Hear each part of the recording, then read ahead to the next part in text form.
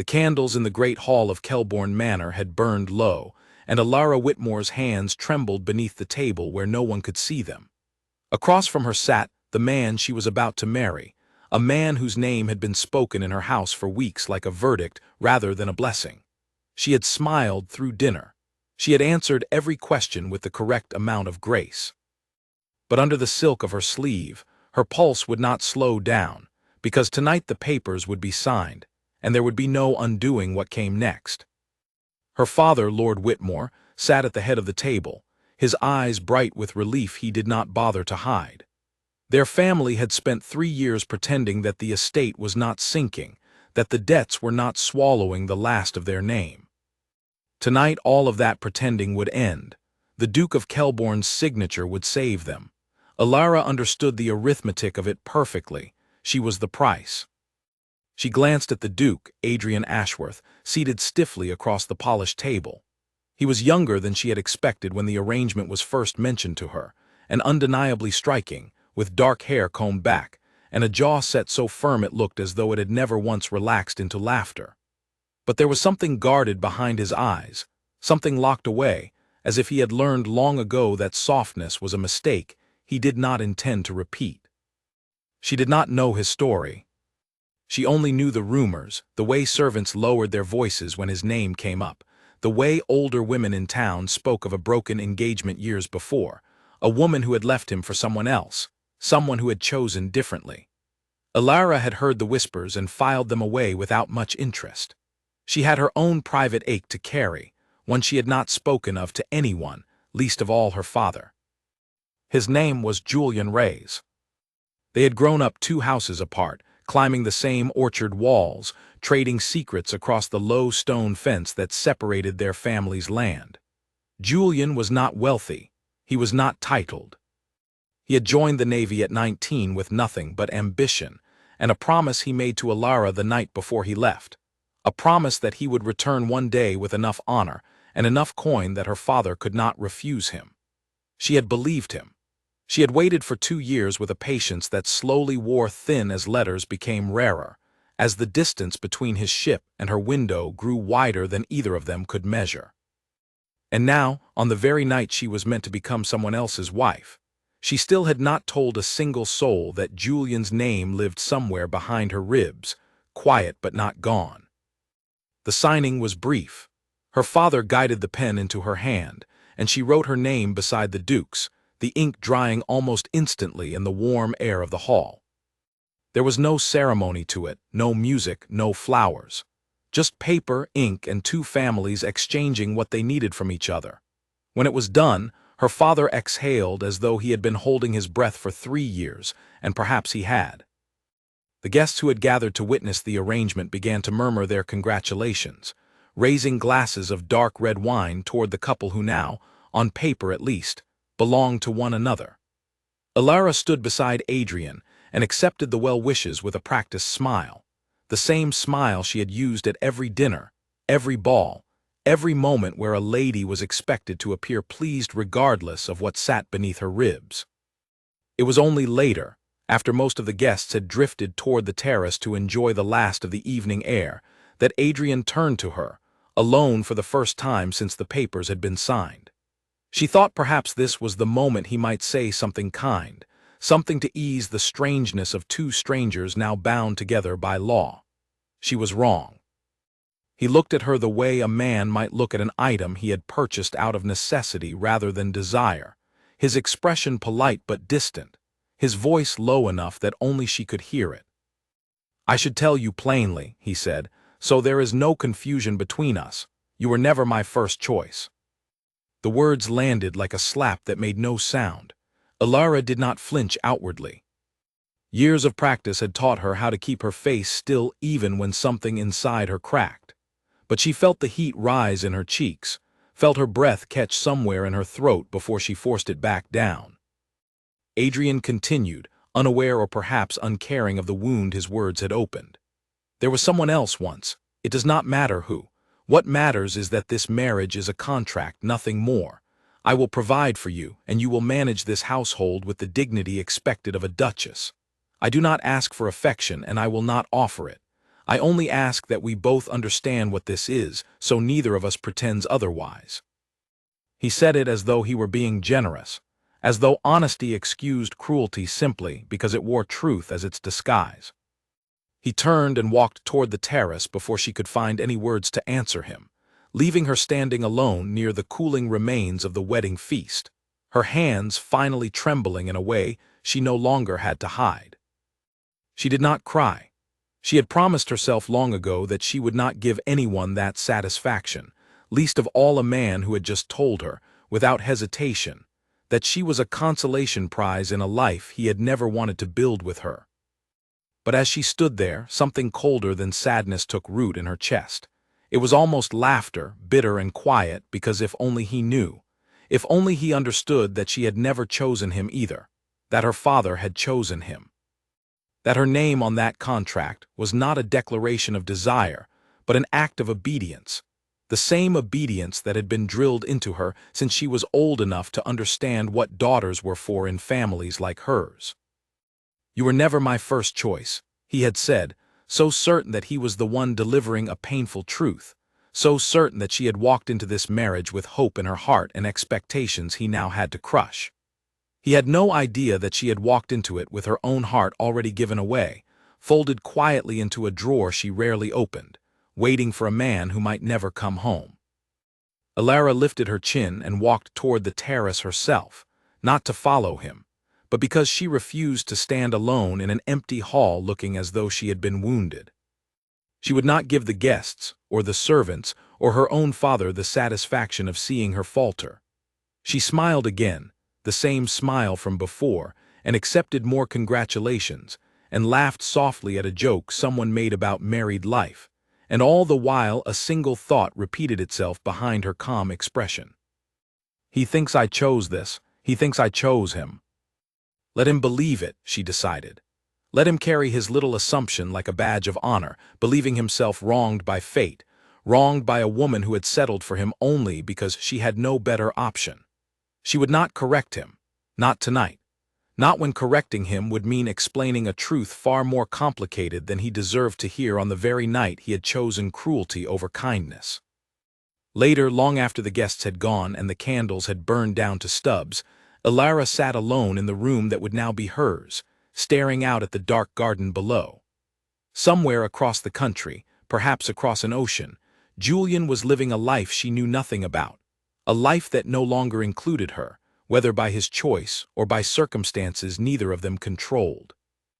And here she was, a duchess by contract, married to a man who believed himself trapped in a match beneath his expectations, never once imagining that his new wife carried a grief of her own, one that made his cold declaration almost laughable in its arrogance.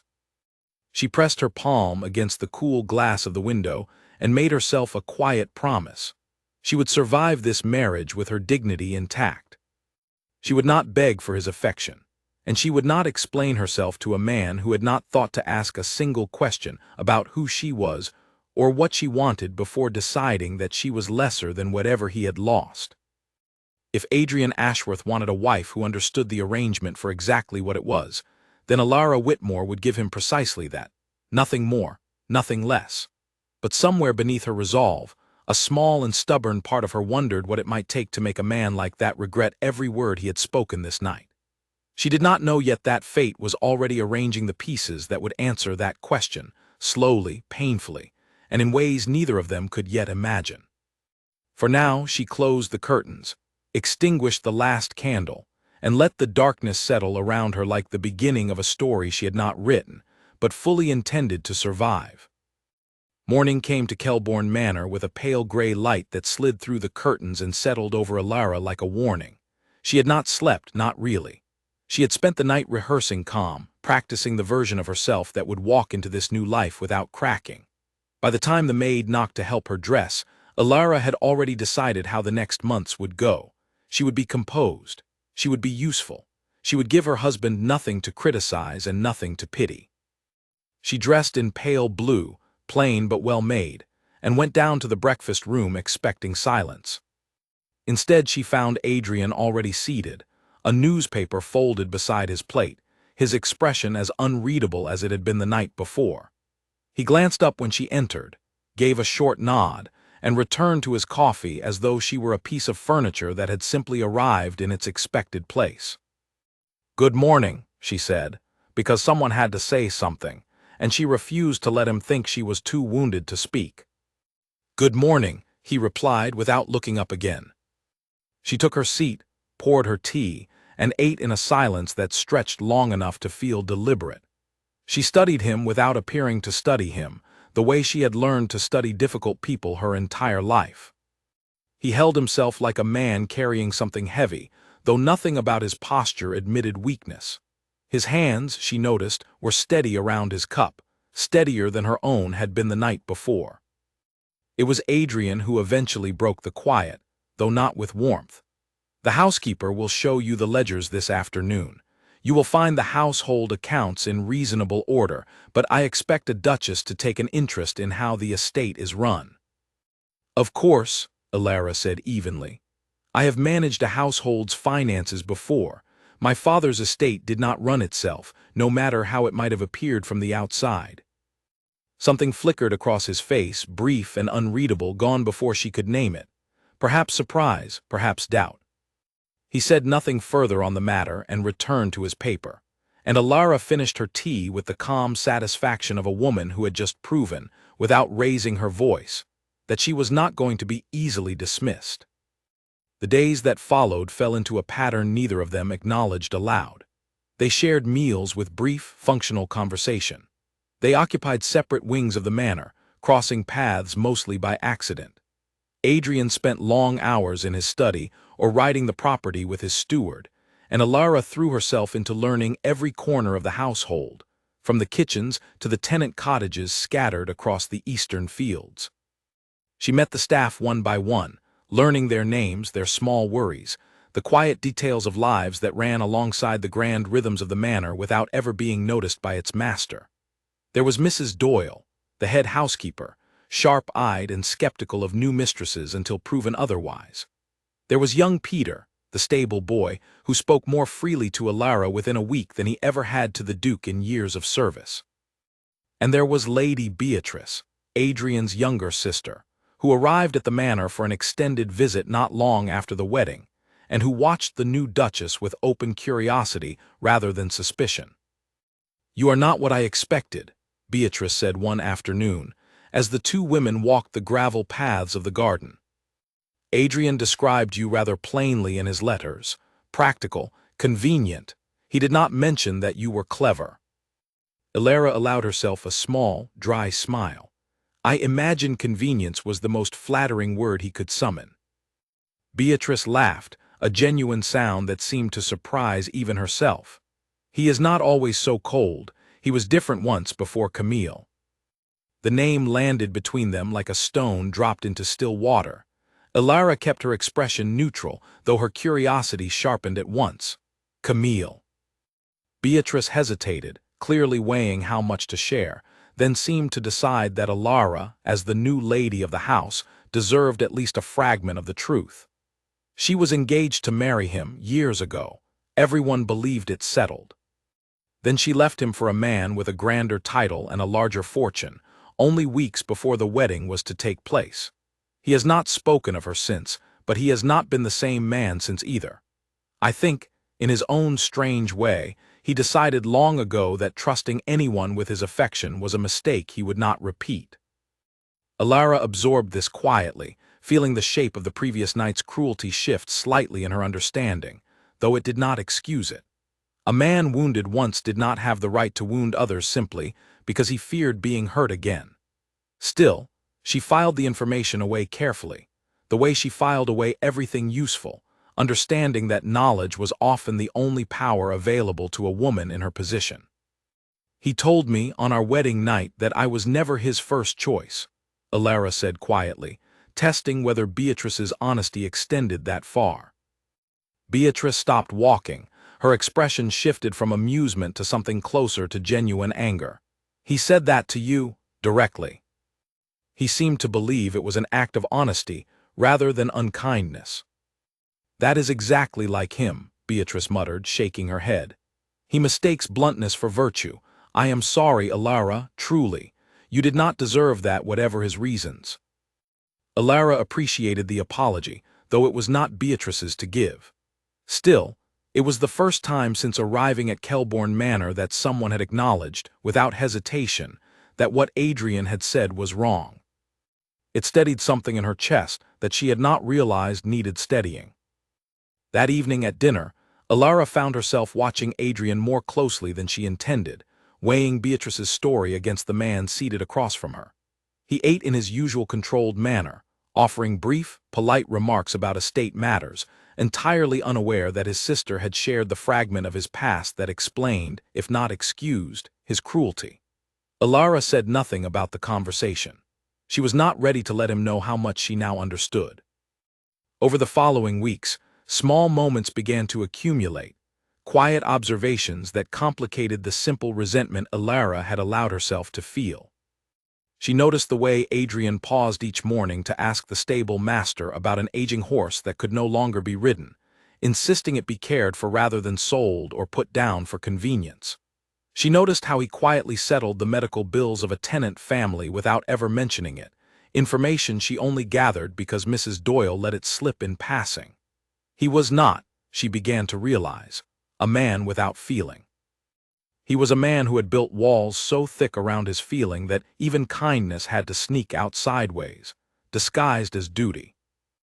None of this softened the sting of his words that first night, but it complicated the portrait she had been painting of him in her mind, adding shades of gray to what she had wanted to remain simply black. One rainy afternoon, Alara found herself in the manor's library, searching for a particular ledger Mrs. Doyle had mentioned. She did not expect to find Adrian there, seated near the window with a book open on his lap, though his eyes were fixed somewhere beyond the rain-streaked glass rather than the page in front of him. He looked up when she entered, startled, as though caught in a private moment he had not meant to share. "Forgive the intrusion," Alara said, already turning to leave. "You are not intruding," he said, more quickly than she expected. "This is your library as much as mine now." She paused, surprised by the small concession, and decided to test the fragile opening. "I did not think you cared for poetry," she said, glancing at the leather-bound volume in his hands. "I do not usually." He closed the book, setting it aside with a hint of something almost like embarrassment. "It belonged to my mother. I find myself returning to it on days like this." It was the first personal thing he had offered her since their marriage began, small and unremarkable as it might have seemed to anyone else, but significant in its rarity. Alara crossed the room and took a seat near the opposite window, not too close, but no longer retreating entirely.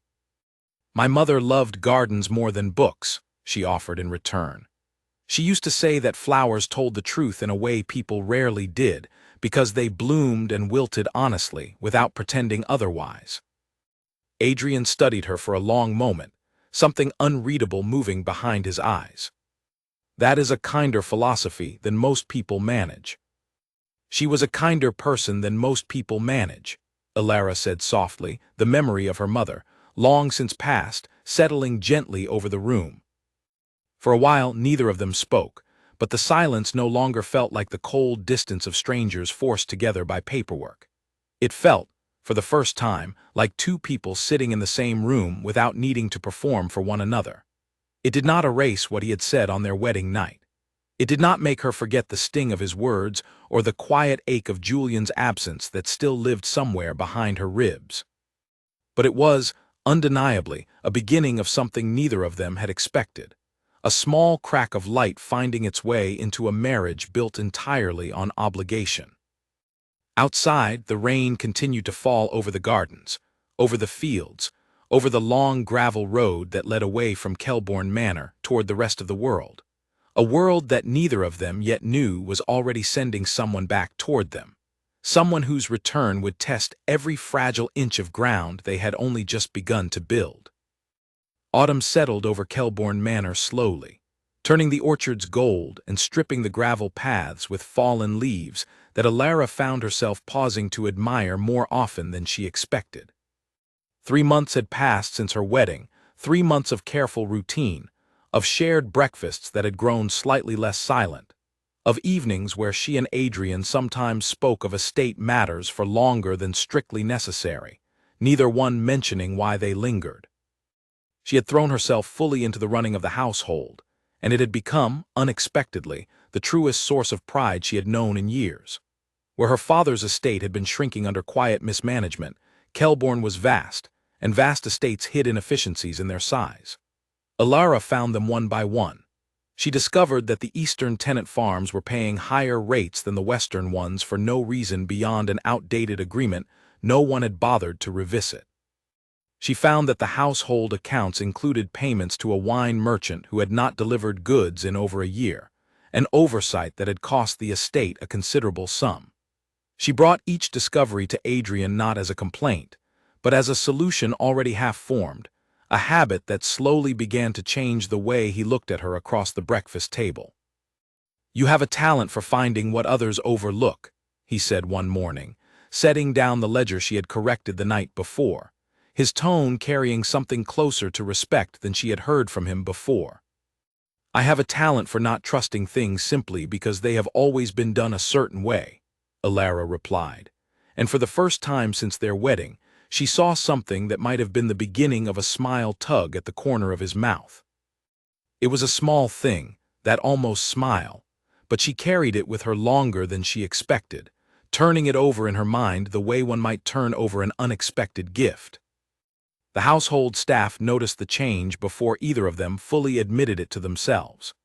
Mrs. Doyle began addressing Alara with a warmth that had taken weeks to earn, no longer testing her patience with unnecessary questions, but simply trusting her judgment.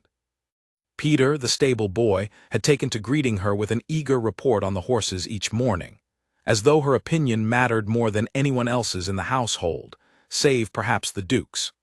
Even Beatrice, who visited often, remarked that Kelbourne Manor felt different lately, lighter somehow, though she was careful not to name the reason directly.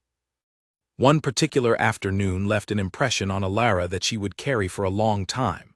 Word came that one of the tenant families, the Hargraves, had lost their eldest son to a sudden illness, leaving behind a widowed mother, a young wife, and 3 small children with no one to work the fields through the coming winter.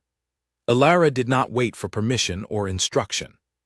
She organized baskets of food from the manor's stores, arranged for a portion of their rent to be forgiven for the season, and rode out herself, despite the chill in the air, to sit with the grieving family and offer what comfort she could. She did not know that Adrian had followed at a distance, curious about where she had gone in such haste, until she looked up from the Hargrave cottage doorway and saw him standing near his horse at the edge of the lane, watching her with an expression she could not quite name. He did not approach. He simply watched as she knelt beside the youngest child, a girl no older than 5, and spoke softly to her about nothing important, just gentle nonsense meant to ease a frightened heart. That evening, Adrian said nothing about what he had seen, but his behavior toward her shifted in ways too small to name individually, and yet too consistent to ignore collectively. He began seeking her opinion on estate decisions before finalizing them. He began lingering a little longer at breakfast, offering small observations about his day that he had never bothered sharing before. He began, in short, to see her. Alara noticed the change and told herself not to hope for too much from it. She had built her resolve on the assumption that this marriage would remain a contract, nothing more, and she was wary of the danger in allowing herself to want something different. And yet, despite her caution, she found herself looking forward to their evenings together, found herself remembering small details of their conversations days after they occurred, found herself, against her own careful instructions to her heart, beginning to care for the man she had once believed incapable of warmth. It was during this fragile, unspoken thaw that the letter arrived. Alara recognized the handwriting on the envelope the moment Mrs. Doyle placed it on the small silver tray in the morning room, and her stomach dropped in a way she had not expected after so many months of careful discipline. She had not seen that handwriting in over 2 years, not since the last letter Julian had sent before his ship departed for a mission that kept him at sea far longer than either of them had anticipated. She had told herself, somewhere along the way, that she had made peace with his silence. Seeing his name now, written plainly across the front of an envelope addressed to her, proved how incomplete that peace had truly been. She carried the letter to her private sitting room before opening it, her hands steadier than she expected, though her heart was not. The paper inside was worn soft from travel, the ink slightly faded but unmistakably his. Ilara, I do not know if this letter will find you the same as I left you, or if time and distance have changed everything between us beyond recognition. I have heard, through channels far too slow for comfort, that you are now married.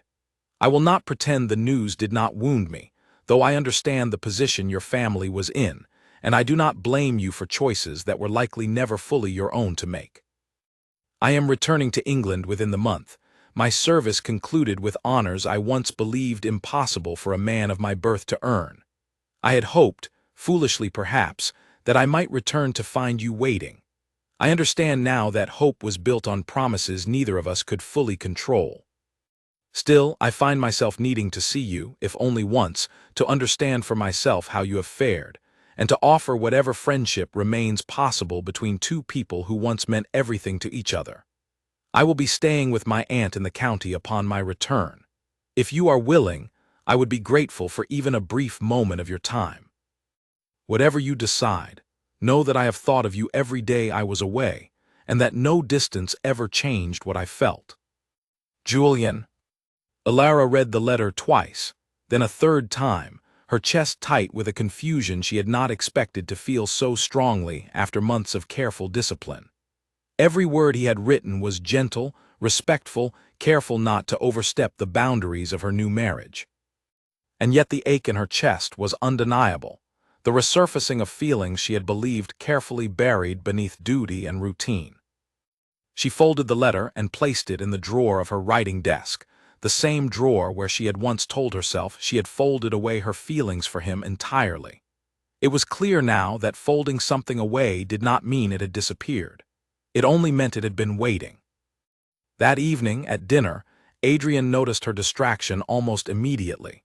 She answered his questions a beat too slowly, her attention drifting toward the window more than once, her appetite noticeably absent from a plate she barely touched.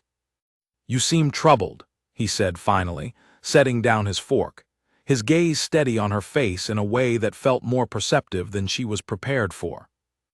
"It is nothing," she said, offering the practiced smile she had perfected over years of hiding her true feelings from people who did not deserve to see them. Adrian did not press further, though something in his expression suggested he did not fully believe her. He had grown, over the past months, more attuned to the small shifts in her mood than either of them had anticipated, a closeness born not of grand declarations, but of quiet, accumulated attention. It unsettled her slightly, how easily he had begun to read her, how much of the wall she had built around herself had quietly eroded without her fully noticing. She excused herself early that night, retreating to her room under the pretense of a headache, though the truth was far more complicated than any simple ailment. She sat by her window long after the candles in the rest of the manor had been extinguished, staring out at the dark orchard where the last of autumn's leaves clung stubbornly to bare branches, and allowed herself, for the first time in months, to fully confront the tangled state of her heart. She had spent the beginning of her marriage believing herself incapable of ever caring for the man she had been forced to marry. She had built her resolve on his cruelty, on his careless words, on the assumption that duty was all this union would ever provide. And yet here she was now, torn between the memory of a man who had once promised her a future built on love, and the unexpected, unwelcome, undeniable warmth she had begun to feel for the very husband who had once told her she was never his first choice. She did not know, as she finally closed her eyes that night, that Adrian had noticed far more than she realized, or that the arrival of Julian's letter had set in motion a chain of events that would soon force every unspoken truth between the three of them into the open, whether any of them were ready for it or not. Days passed before Ilara allowed herself to answer Julian's letter, and even then, she chose her words with the caution of someone walking along the edge of a cliff in the dark. She wrote that she was glad he had returned safely, that she wished him well in his new life, and that while she could not promise a meeting, she was grateful for his honesty. She did not mention Adrian by name more than once, and she did not mention the strange, unwelcome warmth that had begun to grow in her chest for the very man she had once resented. She sent the letter without telling anyone, sealing it herself and handing it to a passing messenger with instructions to deliver it quietly. It felt, in some small way, like closing a door she had left open for far too long, though she could not yet be certain whether the door was closing on Julian, or on the last piece of her old life before Kelbourne Manor had become something closer to home than she ever expected it to be.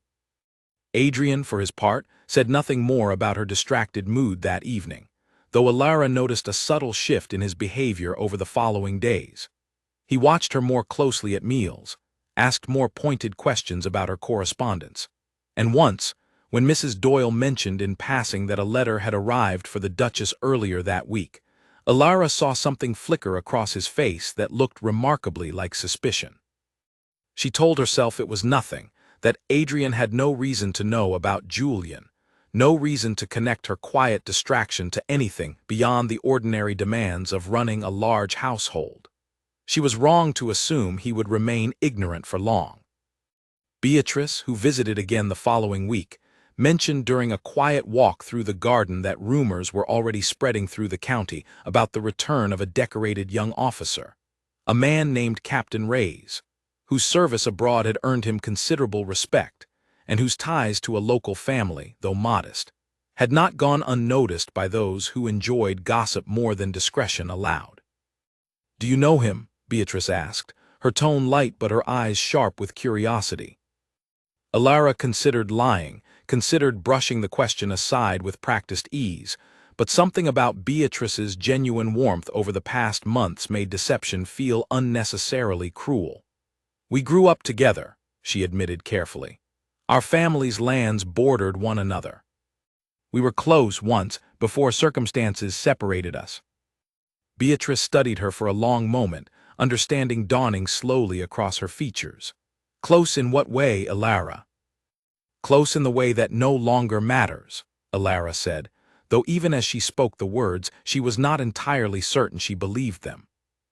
Beatrice did not press further, though her expression suggested she had drawn her own conclusions she seemed to be weighing carefully against her growing affection for her brother's wife.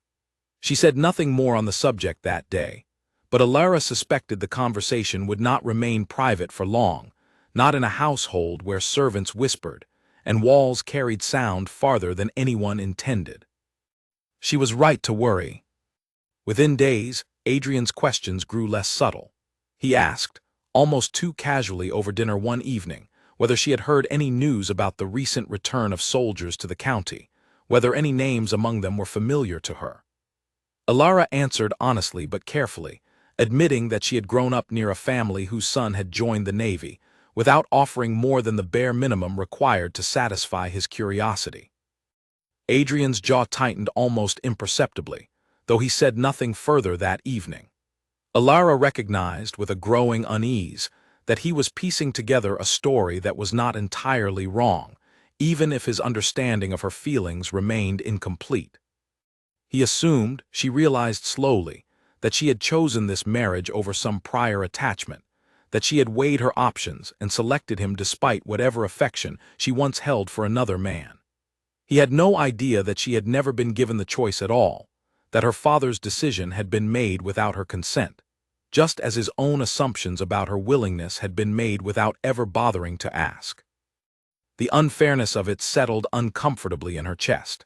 He had told her, on their wedding night, that she was never his first choice, believing himself the wounded party in an arrangement he assumed she had entered willingly. Now, faced with the possibility that she might still care for someone else, his quiet jealousy suggested he had begun to feel something he had not expected to feel, something he clearly did not know how to name or confront directly. Alara considered, more than once, simply telling him the truth. She considered sitting him down and explaining plainly that their marriage had been just as involuntary for her as it apparently was for him, that his cruel words on their wedding night had wounded a woman who understood exactly what it meant to lose the power to choose her own future. But every time she found herself close to the conversation, pride intervened, whispering that he had not earned her vulnerability yet, that a man who had spoken so carelessly once might not deserve the gift of her honesty until he had proven himself capable of receiving it with care. The tension between them simmered quietly for nearly 2 weeks, neither one addressing it directly, both moving through the manor with the careful politeness of two people balancing something fragile they were both afraid to disturb. And then, on a crisp afternoon in late autumn, fate intervened in the way it so often does, without warning and without regard for anyone's readiness. Alara had traveled into the nearby town to visit the local market, accompanied only by her maid, intending to purchase supplies for the coming winter season. She was examining a bolt of fine wool at a merchant's stall when a familiar voice spoke her name from somewhere behind her, a voice she had not heard in person for over 2 years, though she had imagined it countless times in the quiet hours of sleepless nights. She turned slowly, and there he was.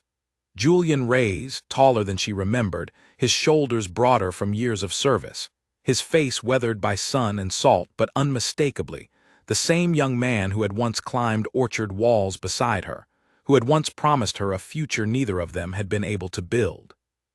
His eyes softened the moment they found hers, and for a long, suspended moment, neither of them spoke at all.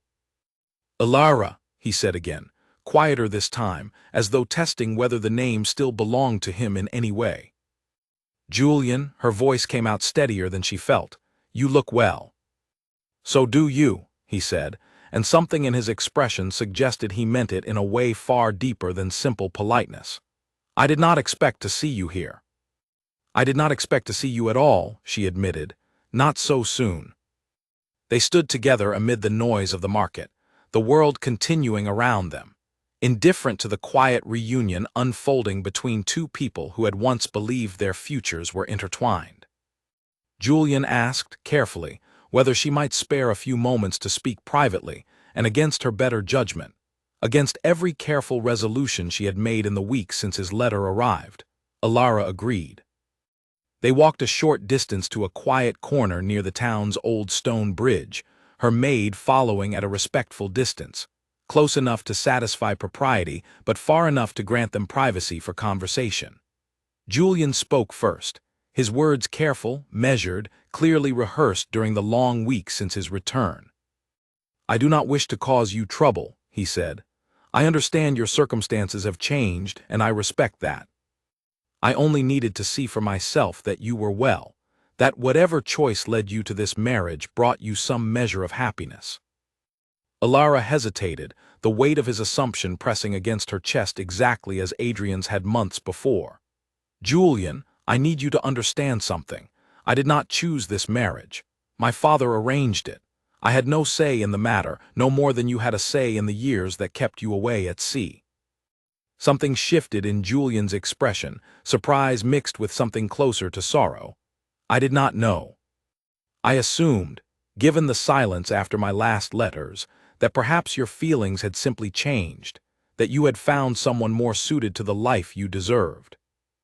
"My feelings did not change," Alara said quietly, the honesty escaping her before she could fully weigh the wisdom of speaking it aloud. "Circumstances changed. That is not the same thing." They stood in silence for a long moment, the weight of years and unspoken promises settling heavily between them. Julian reached out, briefly, as though he might take her hand, then thought better of it, letting his arm fall back to his side with visible restraint. "I do not want to complicate your life," he said finally. "But I could not return to England and simply pretend I felt nothing, that I did not still think of you constantly during every long month at sea." Alara felt the pull of old affection, familiar and warm, tangled together with a newer, more confusing warmth she had not expected to feel for her own husband. She did not know, standing there at the edge of the old stone bridge, which feeling deserved more of her honesty, or whether either of them deserved an answer she was not yet prepared to give. She did not notice, in the tangle of her own emotions, the figure on horseback who had paused at the edge of the town square, watching the quiet exchange from a distance too great to hear their words, but close enough to see the unmistakable intimacy of the conversation. Adrian had ridden into town on an errand of his own, and what he witnessed in that single unguarded moment would shape everything that followed, long before Alara ever had the chance to explain. Adrian said nothing about what he had seen that evening, though the change in him was impossible to miss. He arrived home later than usual, his expression carved from stone, and when Alara greeted him in the entrance hall, he offered only a curt nod before disappearing into his study without a word of explanation. She did not know, at first, what had caused the sudden distance, though a cold dread settled in her stomach as she considered the possibilities. Dinner that night was unbearable. Adrian spoke only when necessary, his answers clipped, his gaze rarely meeting hers. Alara attempted conversation twice, both times met with responses so brief they bordered on dismissal. She excused herself early, retreating to her room with a growing sense that something had shifted irreparably, though she could not yet name the cause. It was Mrs. Doyle who finally offered a clue, mentioning in passing the following morning that the Duke had been seen riding near the town square the previous afternoon. Around the same hour Alara had been at the market. The realization struck her with the force of cold water. He had seen her. He had seen her with Julian. She considered briefly, seeking him out immediately to explain, but pride and uncertainty held her back. What would she even say? That she had met an old friend by chance, that their conversation had wandered somewhere private, that her heart had felt things she was not yet ready to examine honestly. Every explanation sounded, even to her own ears, like a confession of guilt. She was not entirely certain she deserved to carry, though the guilt lingered nonetheless.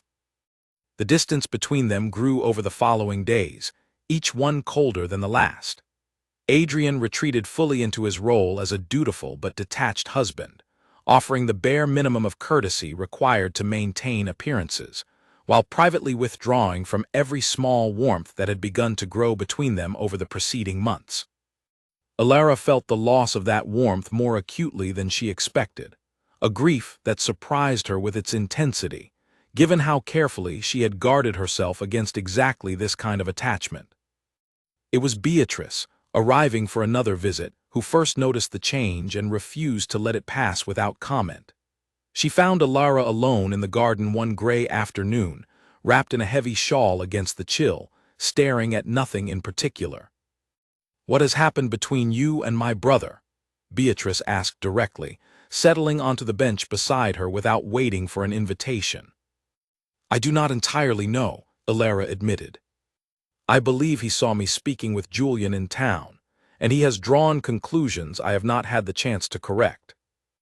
Beatrice's expression tightened with concern. "Have you tried to explain?" "I have tried to find the right moment. He does not make himself easy to approach, especially now." "He never has," Beatrice said, sighing. "But Alara, you cannot let pride keep this misunderstanding alive.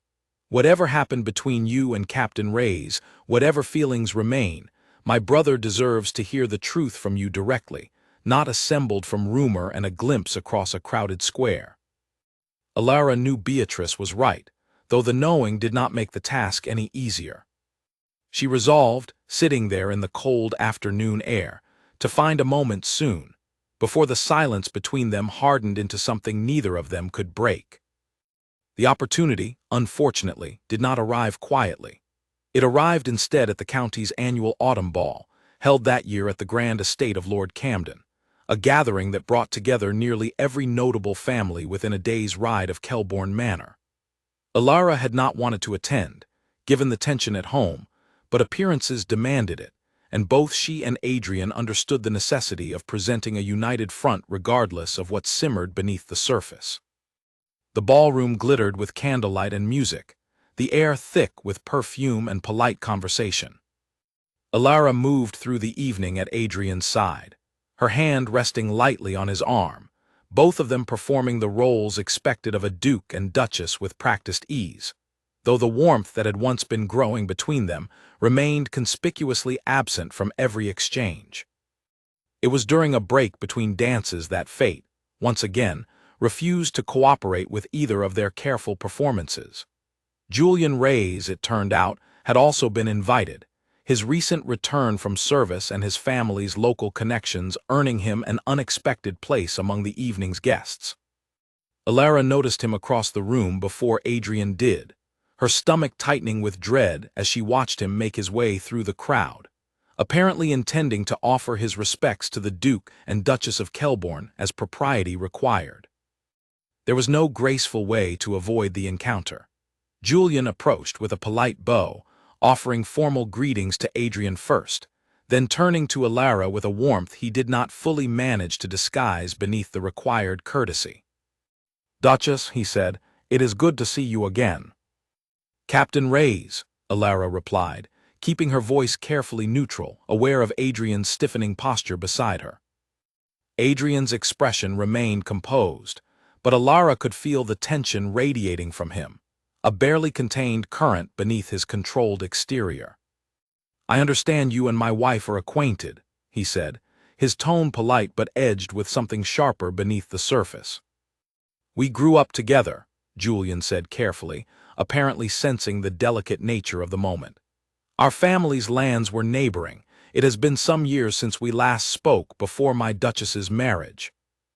The slight emphasis on "before" seemed intended as reassurance, an attempt to signal that nothing improper had occurred, but Adrian's jaw only tightened further, and Alara realized with sinking clarity that the conversation was doing more harm than good.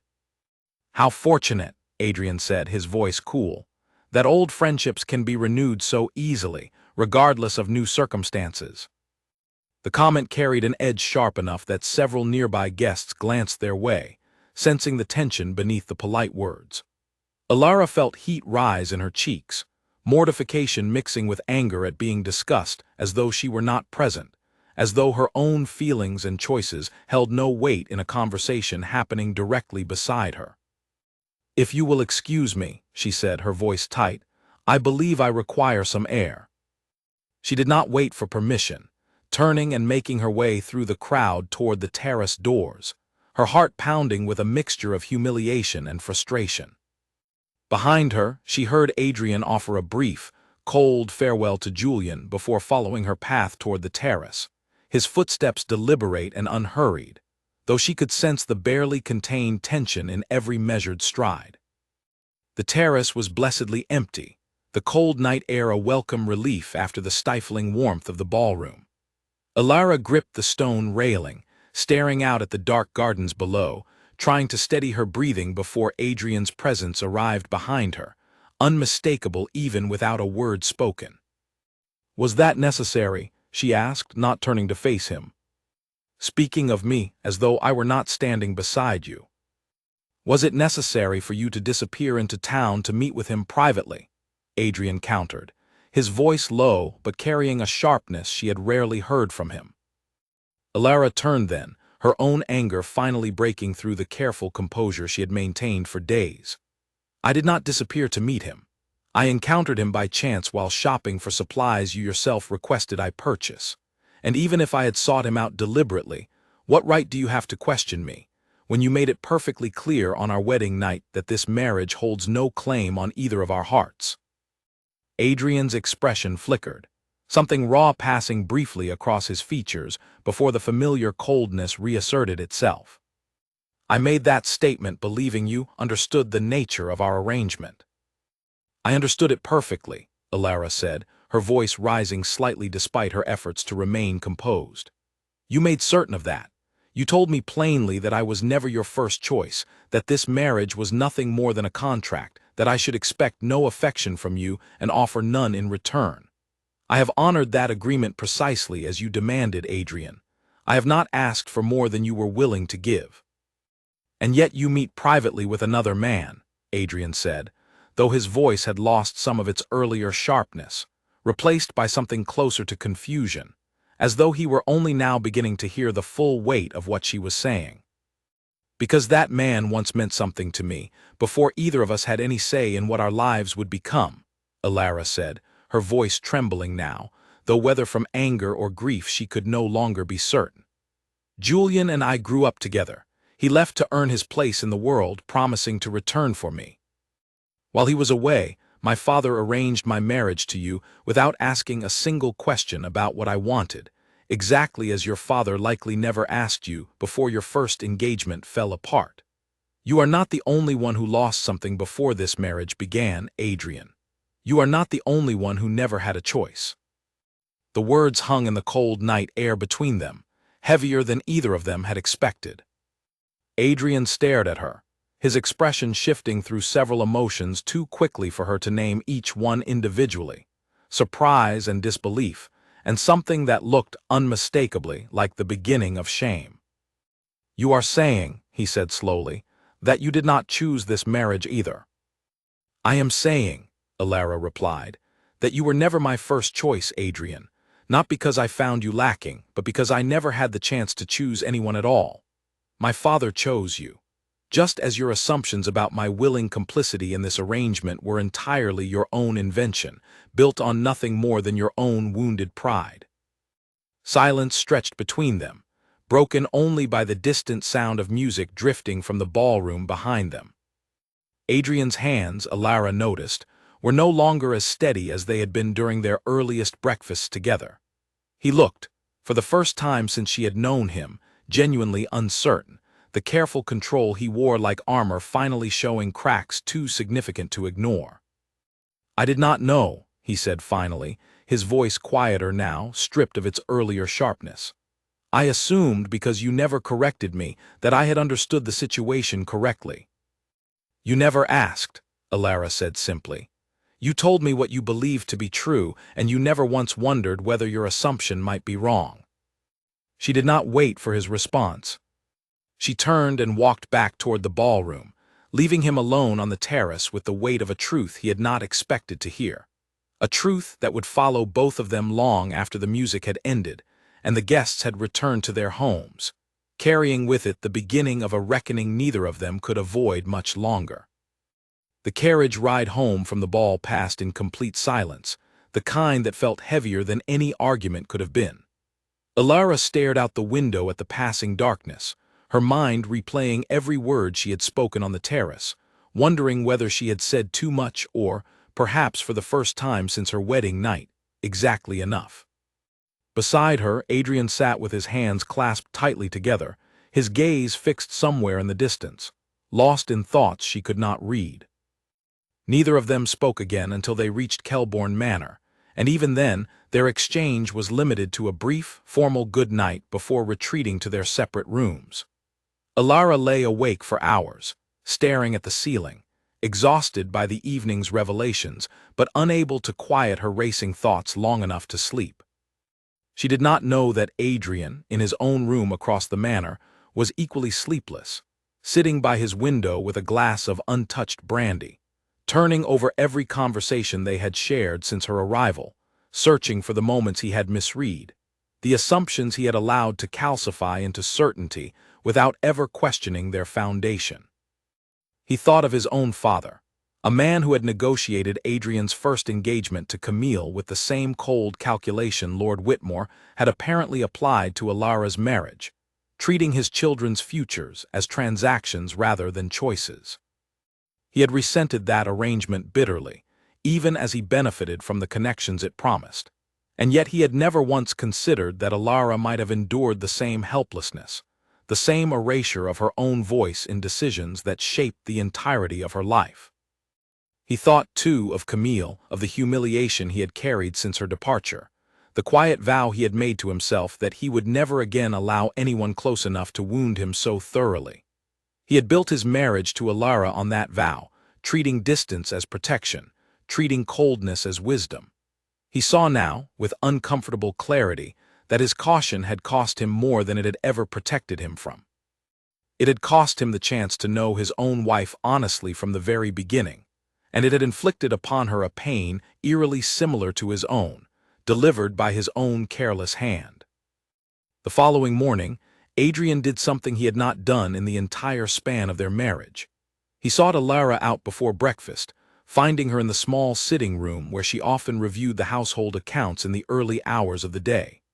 She looked up, startled by his unexpected presence, her expression guarded in a way that made something in his chest ache with the knowledge that he had earned every ounce of that caution. "May I speak with you?" he asked, his voice quieter than she had ever heard it, stripped of the cool detachment that had defined nearly every interaction between them. Ilara set down her pen carefully. "Of course." Adrian remained standing near the doorway, as though uncertain whether he had earned the right to sit beside her. "I have spent the night thinking about what you told me last evening," he began, choosing his words with visible care. "About your father's decision, about the choice that was never truly yours to make. I have also thought about the words I spoke to you on our wedding night, words I believed at the time to be an act of honesty. I understand now that they were something closer to cruelty, delivered without any consideration for what you might have been carrying yourself."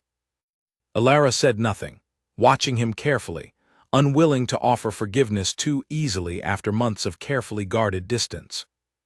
"I was wrong," Adrian continued, "to assume that you entered this marriage freely, and I was wrong to punish you for a choice you never had the power to make. I built an entire understanding of our marriage on my own wounded pride, and I never once thought to ask whether that understanding matched your reality. That failure belongs entirely to me." "You hurt me, Adrian," Ilara said quietly, the words carrying months of restrained emotion finally finding release. "Not just with what you said, but with everything that followed. You never asked me a single question about who I was, what I wanted, or what I had lost before arriving at this marriage. You simply decided, based on your own past, exactly what kind of woman I must be, and you treated me accordingly."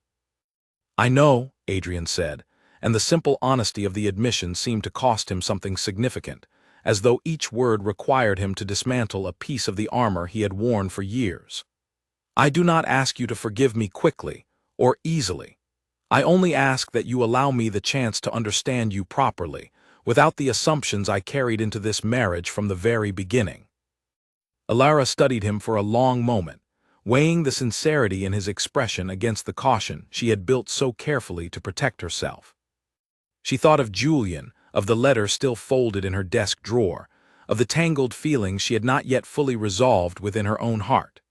But she thought, too, of the small moments over the past months that had complicated her initial resentment toward Adrian, the quiet kindnesses she had witnessed, the almost smile at the breakfast table, the vulnerable admission about his mother's book of poetry. "I am willing to try," she said finally, though her voice remained careful, unwilling to promise more than she could honestly deliver. "But I need you to understand something clearly, Adrian. I will not spend the rest of this marriage explaining myself simply to correct assumptions you have already decided are true. If you have questions about my feelings, my past, or my intentions, you must ask them directly, rather than drawing conclusions from a distance and allowing them to fester into resentment." "That is fair," Adrian said, nodding slowly. "More than fair, given everything I have failed to offer you." It was not a complete resolution, not yet, but it was a beginning, a genuine shift in the foundation of their marriage that neither of them had expected to find possible only months earlier. Over the following days, small changes began to accumulate between them, changes built not on grand declarations, but on the quiet accumulation of honest conversation. Adrian asked, for the first time, about her childhood, about her relationship with Julian, listening without judgment as she described the promises they had made to each other as teenagers, promises built on hope rather than certainty, promises that time and distance had ultimately failed to keep intact. He did not react with jealousy or defensiveness, only genuine curiosity, as though finally allowing himself to understand the full shape of the woman he had married rather than the assumptions he had constructed in her place. Ilara, in turn, began asking Adrian about Camille, about the engagement that had shaped his caution so thoroughly, listening as he described the humiliation of a public rejection, the years he had spent afterward convincing himself that distance was the only reasonable protection against ever feeling that particular kind of pain again. She began to understand, more fully than Beatrice's earlier explanation had allowed, exactly how deeply that old wound had shaped the man who had greeted her so coldly on their wedding night. It was during one of these late evening conversations, seated together in the library where their fragile connection had first begun to form months earlier, that Adrian finally addressed the subject neither of them had yet fully resolved. "What do you intend to do about Captain Reyes?" he asked, his voice careful, genuinely curious rather than accusatory. Alara considered the question seriously before answering. "I care for Julian. I will not pretend otherwise, not after everything I have already admitted to you. But I have come to understand over these past months that the life I once imagined with him belonged to a version of myself that no longer exists. I am not the same woman who made promises to a boy climbing orchard walls. I have become someone shaped by this marriage, by this household, by the person I am slowly discovering myself to be within it." "And what of the person you are discovering yourself to be?" Adrian asked quietly. "Where does she wish to build her future?" Alara met his gaze directly, allowing herself, for the first time, to speak with complete honesty about feelings she had been reluctant to acknowledge even to herself. "I do not yet know entirely, but I know that I no longer wish to spend my evenings imagining a different life than the one I am living. I know that the moments I have spent with you, however imperfect our beginning, have shown me a man capable of far more warmth than his first words to me suggested. I am willing to discover the rest, Adrian, if you are willing to build it honestly alongside me."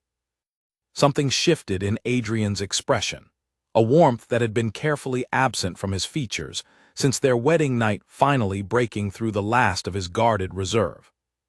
"I am willing," he said simply, "more willing than I have been for anything in longer than I care to admit." Neither of them moved to close the distance between them that evening. The fragile trust they had only just begun rebuilding too new, too tender, to rush toward anything more than honest conversation. But something had shifted decisively between them, a foundation finally being laid on truth rather than assumption, on genuine understanding rather than wounded pride. Outside the library window, the first frost of the season settled quietly over the gardens, and somewhere across the county, Julian Reyes sat alone in his aunt's parlor, staring at an unfinished letter he had begun writing to Alara days before, uncertain now whether he had the right to send it at all, given everything he had witnessed at the ball, given the quiet understanding beginning to grow, however carefully, between a duke and duchess who had once believed their marriage capable of nothing more than cold obligation. Julian's letter arrived a week later, shorter than his first, though no less heartfelt. Alara read it alone in her sitting room, recognizing immediately that his tone had changed, that he had drawn his own conclusions from the evening at the ball, conclusions that mirrored the quiet understanding she herself had reached in the weeks since. "Alara, I watched you leave the ballroom that evening, and I watched your husband follow you soon after. I do not know what passed between you on that terrace, but I recognized something in the way you looked at him afterward, something I had not seen when you spoke of your marriage before that night. I think perhaps I have been holding on to a version of you that existed years ago, a version who made promises to a boy who did not yet understand how much distance and time could change a person. I will not pretend this realization comes without pain. I loved you once deeply, and some part of that feeling will likely never fully disappear. But I do not wish to be the reason you doubt a marriage that may yet become everything you deserve. I am returning to my post within the month, having secured a position that will keep me at sea for the foreseeable future. I think, perhaps, that distance will serve us both better than uncertainty ever could. I wish you nothing but happiness, Alara, whatever form it ultimately takes. Please do not trouble yourself with guilt on my account. You did nothing wrong, then or now. You were simply a girl making promises before either of us understood how little control we would have over the paths our lives would take. With lasting affection and respect, Julian." Alara read the letter twice, feeling a complicated mixture of grief and relief settle over her in equal measure.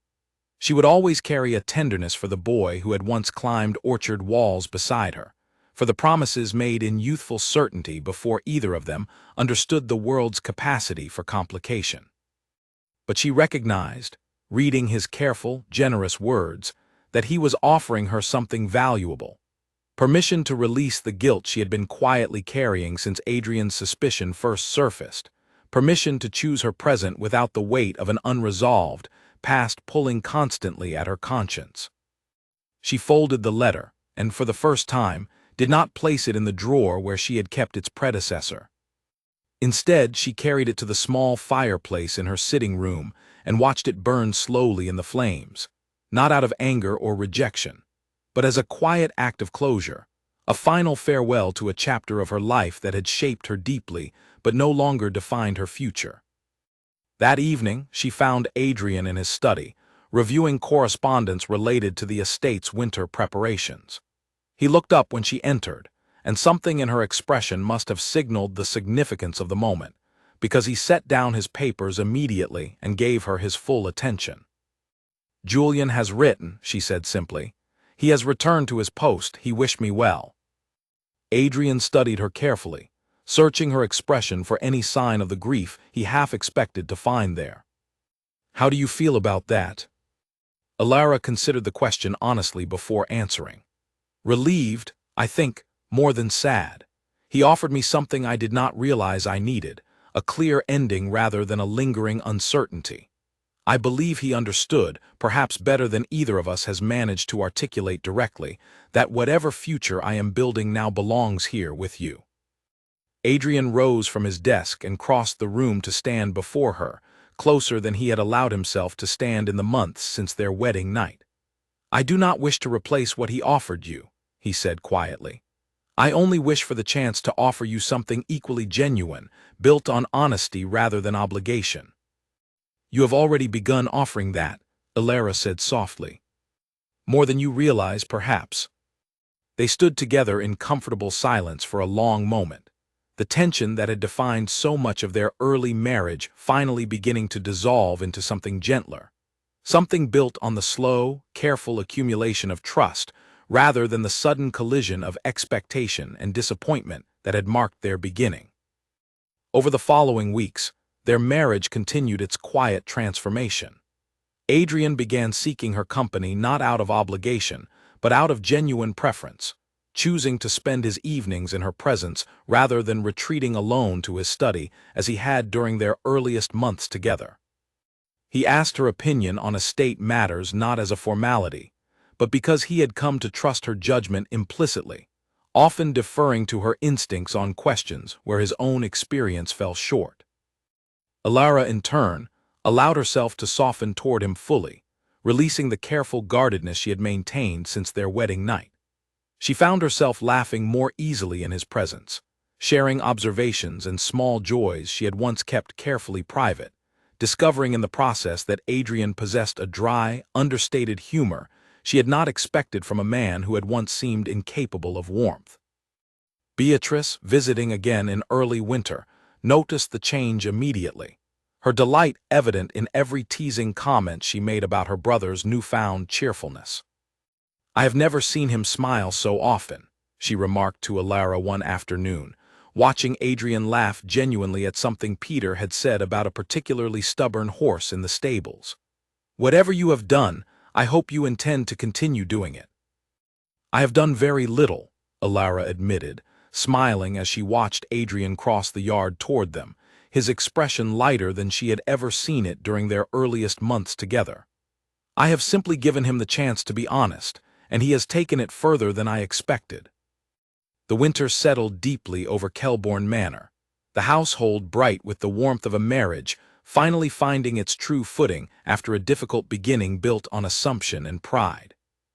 Alara continued managing the estate with the same competence and care she had shown from the very beginning, and Adrian continued learning, slowly but genuinely, how to offer the kind of open honesty that their marriage had lacked for so long. One evening, as they sat together by the fire in the library, Adrian broke a comfortable silence with a question that had clearly been weighing on him for some time. "Do you ever regret it?" he asked quietly. "The choice your father made for you, the life you might have had if circumstances had unfolded differently?" Alara considered the question seriously, understanding the vulnerability required to ask it honestly. "I regretted it deeply once," she admitted. I spent our wedding night and many nights afterward mourning a future I never had the chance to choose for myself. But I do not regret it any longer, Adrian. Not because the pain of that beginning has disappeared entirely, but because the life I have built since then, the person I have become within it, feels genuinely my own now, regardless of how it began. Adrian reached for her hand, a small gesture that carried enormous significance given the careful distance that had defined so much of their early marriage. "I am grateful," he said quietly, "that you were willing to give this arrangement a chance to become something more than what I so carelessly promised it would be on our wedding night." "I am grateful, too," Alara said softly, allowing her fingers to intertwine with his, the warmth of the gesture settling comfortably between them. "Though I believe there is still more honesty required of both of us before this marriage becomes everything it deserves to be." Adrian looked at her, understanding the deeper implication behind her words, recognizing that despite the significant progress they had made, a final, complete reckoning still remained ahead of them, one that would require him to offer the kind of vulnerability he had spent years avoiding entirely. He nodded slowly, accepting the challenge without hesitation, understanding that whatever remained unspoken between them deserved to be brought fully into the light before their marriage could truly become the partnership both of them had quietly begun to hope for. Outside, the winter wind carried the last of the season's leaves across the darkened gardens, and inside the warm glow of the library, two people who had once been strangers bound only by obligation sat together, hands intertwined, quietly building toward the honest future neither of them had believed possible only months before. Winter deepened over Kelbourne Manor, blanketing the orchards and gardens in a quiet white stillness that seemed to mirror the peace slowly settling over the household itself. Alara had come to love this season in a way she never expected, the long evenings by the fire, the gentle rhythm of a marriage finally built on honesty rather than obligation, the small, accumulated warmth of a partnership neither she nor Adrian had believed possible on the cold night they signed their names to a contract neither of them had chosen freely. Adrian had changed more than either of them could have predicted. The guarded, distant man who had once told her plainly that she was never his first choice had softened into someone capable of genuine tenderness, someone who sought her opinion not out of duty, but out of real respect, someone who had learned, slowly and deliberately, to offer his heart honestly rather than protecting it behind careful walls built from old wounds. Yet Alara sensed correctly that something remained unfinished between them, some final piece of vulnerability Adrian had not yet fully offered, despite everything he had already given her. She did not press him, understanding that some truths required their own timing, their own readiness, and she trusted by now that he would offer it when he was prepared to do so completely. The moment came on a quiet evening in late winter, not during any grand occasion, but in the simple privacy of their shared sitting room, the fire crackling softly as snow fell steadily outside the frosted windows. Adrian had been unusually quiet through dinner, and Alara recognized, from the careful way he watched her afterward, that something significant weighed on his mind. "I have been thinking," he said finally, setting aside the book he had been holding without truly reading, "about the night we were married, about the words I spoke to you before we had ever truly known one another." Alara set down her own needlework, giving him her full attention, sensing that this conversation had been building for months, patiently waiting for the right moment to finally arrive.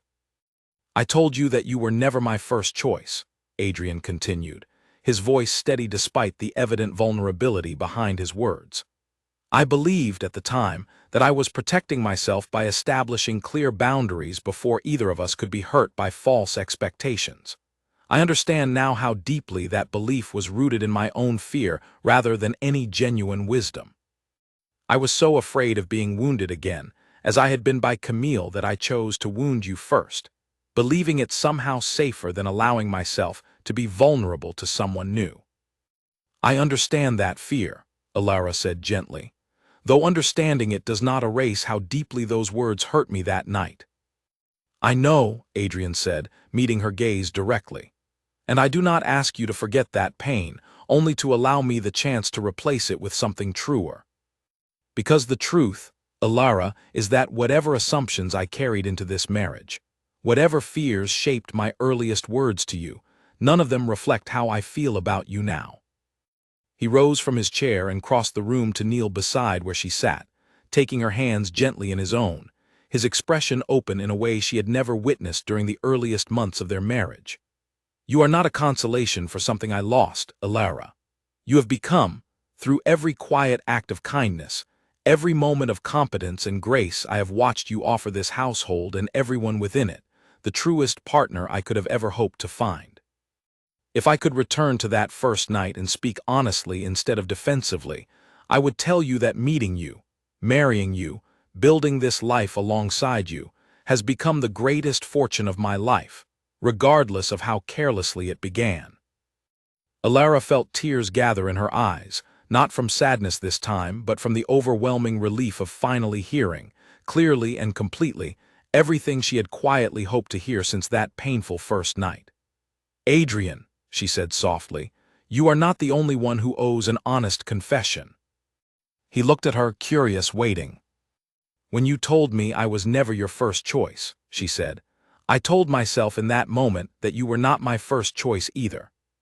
I clung to that thought for months, using it as protection against caring for you, against allowing myself to hope for something more than the cold arrangement you promised me on our wedding night. But that thought was never entirely true, Adrian, not really. Because from the very beginning, even in my anger and hurt, some part of me recognized something in you worth discovering, something worth the risk of hoping for more than obligation. She reached up and gently touched his face, an intimacy neither of them had shared before, though it felt, in that moment, entirely natural. I choose you now, Adrian. Not because my father arranged it, not because circumstances left me no other option, but because I have come to know you honestly, and I find, in that honest knowing, that there is no one I would rather choose. Adrian's expression broke into something Ilara had never fully seen from him before, a smile so genuine and unguarded that it transformed his entire face, softening every hard edge she had once believed permanent. Then let us begin again, he said quietly, not as a duke and duchess bound by contract, but as two people who have finally, honestly chosen each other. He rose slightly and pressed a gentle kiss to her forehead, a small gesture that carried more warmth and sincerity than any grand declaration could have offered. Ilara closed her eyes, allowing herself, fully and without reservation, to feel the happiness she had once believed impossible within this marriage, a happiness built not on the assumptions and wounded pride of their beginning, but on the patient, honest work of two people willing to discover each other properly, however difficult that discovery had proven to be. In the months that followed, their marriage continued to deepen in ways neither of them could have predicted on that cold wedding night nearly a year before. Adrian became known throughout the county not for his former coldness, but for the genuine warmth he showed toward his wife, a transformation that surprised those who had known him during his years of guarded distance following Camille's departure. Ilara continued her careful management of the estate, earning the respect and affection of tenants and staff alike, her competence and compassion becoming the quiet foundation upon which Kelbourne Manor's prosperity steadily grew. Beatrice, delighted by the transformation in her brother's marriage, became a frequent and welcome presence in their household, often remarking with genuine joy that she had never imagined seeing Adrian this content, this fully himself, freed finally from the careful walls he had built around his heart for so many years. Julian, true to his word, remained at sea, his letters to Ilara growing less frequent over time, each one carrying genuine warmth and friendship rather than lingering hope, a testament to the honest closure his final letter had offered them both. Ilara thought of him occasionally, with tenderness rather than regret, grateful for the role he had played in shaping the young woman she had once been, and equally grateful for his generous willingness to release her toward the future she had ultimately chosen for herself. On the anniversary of their wedding, nearly a full year after that cold, painful first evening, Adrian surprised Ilara with a small, private gathering in the garden, the same garden where she had first learned to love the orchard's changing seasons, where she had first begun to discover the quiet strength and unexpected tenderness of the man she had married. He had arranged for her favorite flowers to bloom despite the season, coaxed carefully through the manor's small greenhouse, a gesture she recognized immediately as a callback to the story she had once shared with him about her mother's belief that flowers told the truth honestly, without pretense. "A year ago," Adrian said, standing before her amid the fragrant blooms, "I told you that you were never my first choice." I did not know that night how wrong I truly was, not simply in the words themselves, but in every assumption that led me to speak them so carelessly. I did not know that the life I was dismissing so casually would become the truest, most treasured thing I have ever known. He took her hands in his eyes steady and full of genuine emotion. "You are my first choice now, Alara. Not because circumstance dictated it, not because duty required it, but because I have come to know you completely, and there is no one else I would ever choose to stand beside for the rest of my life." Alara felt her heart swell with a happiness so complete it nearly overwhelmed her. The pain of that first painful night finally, fully healed by the honest devotion the man before her now offered so freely. "And you are mine," she said softly. "Not my second choice or my consolation, but the man I have genuinely, completely chosen again and again, every single day since we began learning to know one another honestly." They stood together in the quiet garden, surrounded by flowers blooming impossibly out of season, two people who had begun their marriage as strangers bound by obligation, and had built, through patience, honesty, and genuine effort, a partnership neither of them had believed themselves capable of finding. The cruel words of that first night had long since been replaced by a devotion so complete that neither of them could imagine their lives unfolding any other way. A testament to the truth that even the most painful beginnings can transform, with enough honesty and enough courage, into something genuinely, lastingly beautiful. 3 years passed at Kelbourne Manor, and with them came changes neither Adrian nor Alara could have imagined on that cold, uncertain wedding night. The estate flourished under their combined care, the tenant farms more prosperous than they had been in decades, the household staff loyal and content under a mistress who treated every person within her care with genuine respect. Beatrice had married a kind, steady gentleman from a neighboring county and visited often, her laughter filling the halls whenever she arrived. And in the nursery upstairs, a small girl with her mother's sharp eyes and her father's quiet steadiness had recently celebrated her first birthday, named Margaret after Adrian's mother, whose book of poetry still sat on the library shelf where Alara had first glimpsed a softer side of her husband. It was during this season of quiet contentment that an unexpected guest arrived at a gathering hosted by Lord Camden, the same family whose autumn ball had once forced painful truths into the open between Adrian and Alara. Camille, now married to the wealthy gentleman she had chosen years before over Adrian, had returned to the county after a long absence, her husband's business affairs requiring a temporary residence nearby. Alara noticed the shift in the room the moment Camille entered, a ripple of curious glances passing among guests who remembered the old scandal well.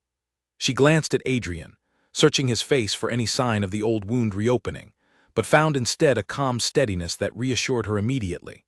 He met her eyes and offered a small, private smile, a silent promise that whatever history remained in that room held no power over the life they had built together.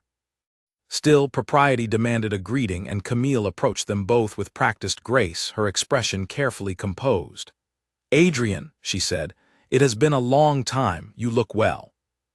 "I am well," Adrian replied evenly, his tone polite but distant, the careful courtesy of a man addressing a stranger rather than someone who had once shaped the entire course of his fears. "May I introduce my wife, the Duchess of Kelbourne?" Camille's gaze shifted to Alara, appraising her with the kind of curiosity that came from genuine surprise rather than malice. "I have heard a great deal about you, Duchess. The whole county speaks of how thoroughly you have transformed this household." "I have had considerable help," Alara said warmly, slipping her hand naturally into Adrian's, a small gesture that spoke more clearly than any words could have managed. My husband has been an equal partner in everything we have built. Something flickered across Camille's expression, perhaps surprise at the genuine affection so plainly visible between them, perhaps a quiet acknowledgement of choices made long ago that had led each of them down entirely different paths. She offered a gracious nod and excused herself shortly after, the brief encounter carrying none of the drama gossiping guests had likely hoped to witness. Later that evening, as their carriage rolled back toward Kelbourne Manor beneath a sky scattered with stars, Alara studied her husband carefully, searching for any lingering shadow the encounter might have left behind. "Are you troubled?" she asked gently.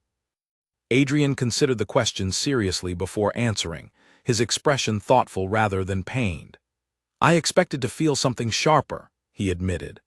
"Old anger, perhaps, or lingering hurt. Instead, I felt nothing but quiet gratitude that her choice, all those years ago, eventually led me to you. I do not know if I ever would have found the humility to become the husband you deserved, had my pride not first been broken by her departure." "Strange, is it not?" Alara mused. "How the very things that wound us most deeply sometimes clear the path toward something far better than we could have imagined." "Strange," Adrian agreed, reaching for her hand in the darkness of the carriage. "And rather fortunate, given how badly I nearly ruined everything with careless words on the very night I should have been grateful for what fate had actually given me." Alara laughed softly, leaning her head against his shoulder as the carriage carried them homeward. "You more than made up for those words, Adrian. Every single day since." They arrived home to find Margaret already asleep, her small chest rising and falling steadily beneath the careful watch of her nurse. Alara paused in the doorway of the nursery, watching Adrian lean down to press a gentle kiss to their daughter's forehead, his expression full of a tenderness that would have seemed impossible to imagine on that first cold wedding night, when he had stood before her believing himself incapable of offering anyone his genuine heart.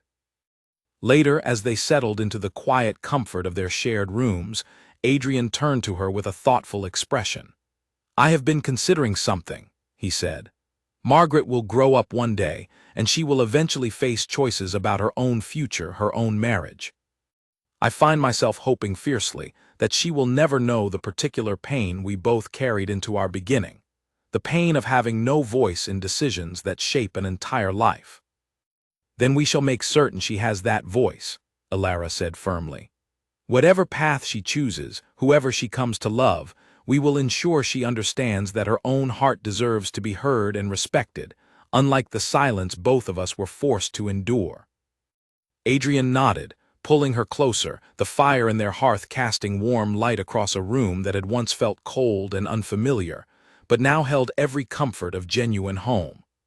"I used to believe," he said quietly, "that protecting my heart meant keeping it guarded, distant, safe from the possibility of being wounded again. I understand now that the truest protection was never distance at all. It was honesty. It was choosing, every day, to be fully known by the person beside me, regardless of the risk that choice carried." "And what do you find now that you have chosen it?" Alara asked softly. "I find," Adrian said, drawing her hand to his lips, "that I would choose it again every single time without hesitation.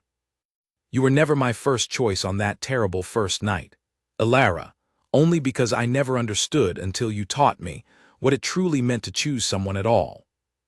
Outside, the winter stars continued their quiet watch over Kelbourne Manor, over the orchards where two young people had once believed love required no choosing at all, over the terrace where painful truths had first cracked open the careful walls surrounding two wounded hearts, and over the nursery where a new generation now slept peacefully, inheriting a legacy built not on obligation, but on the hard one, deeply honest love her parents had fought so carefully to build. Years later, when Margaret grew old enough to ask about the story of how her parents had come to marry, Alara would tell her, gently and honestly, about a cold wedding night and painful words spoken out of fear rather than truth. She would tell her about a father's arranged contract, about a mother's carefully guarded heart, about an old love left behind with grace and honesty rather than bitterness, and about two people who had chosen, despite every difficult beginning, to build something real out of nothing more than patience, courage, and an unwavering commitment to honesty. Love is rarely simple, Ilara would tell her daughter, brushing a strand of dark hair from the girl's forehead, so like her father's in color and texture. Sometimes it begins in the coldest, most painful circumstances imaginable. But if two people are brave enough to be honest with each other, brave enough to release their pride and truly see one another, even the coldest beginning can grow into the warmest, most lasting kind of devotion. And in the quiet corners of Kelbourne Manor, where a duke had once spoken careless words to a bride he barely knew, love had indeed grown exactly that way, patient and true, chosen freely and completely, exactly as both Adrian and Ilara had come to believe every genuine love deserved to be.